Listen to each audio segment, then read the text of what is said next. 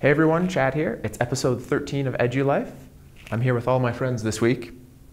So join me as I talk to Christina from CAPS, the U of A Career Center, about the upcoming Education Job Fair.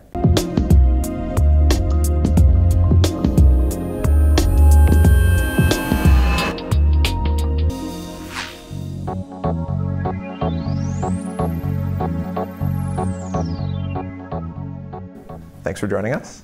Thanks for having me. So what are we talking about this week, Christina?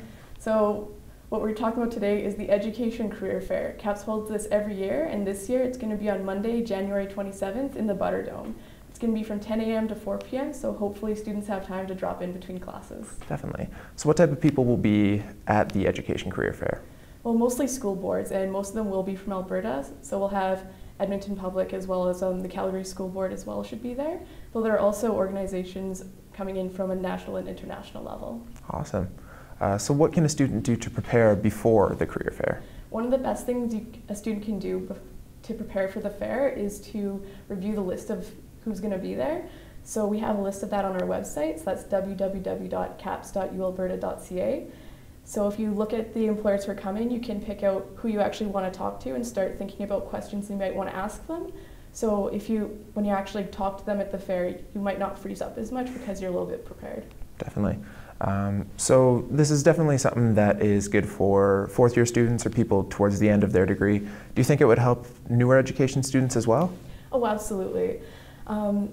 Showing up to career fairs even at the earlier point in your degree, it sort of gives you an opportunity to understand what sort of working world you're going to come out into at the end, so you can get a better idea of what sort of employers are hiring and also what sort of positions are available. Okay. So I've heard that an elevator pitch is really important for this kind of thing. Can you quickly explain what that is? Sure. So that's basically just quickly being able to explain you and your abilities to an employer.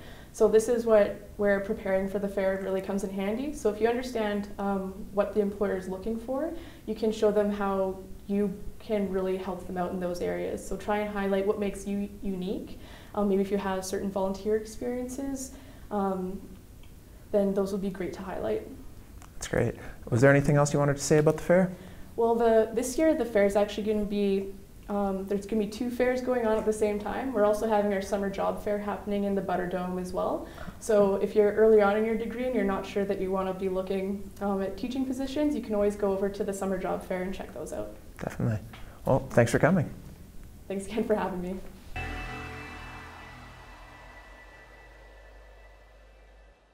There's probably not a day that's gone by that I haven't thought about Africa, and it's a part of me now. I loved going into the classrooms in Ghana and seeing how wonderful the teachers were. Just much more of a learning experience than I ever imagined. Our experiences helped shape our teaching and our philosophy. This experience is so useful in making me a bit more authentic and giving me a little bit of an authority to talk about some of these global issues in social studies. Hi, I'm Lauren. I went to Ghana in 2012, and since then it's kind of been a jumping point as to what I want to do in the future. I think it's, especially when we're teaching a lot of these things to students, it gives you such a powerful platform if you've actually been there and experienced it, and the kids really relate to that and soak it up a little bit more. So even as an experienced traveler, I still had some concerns and fears about traveling to Africa.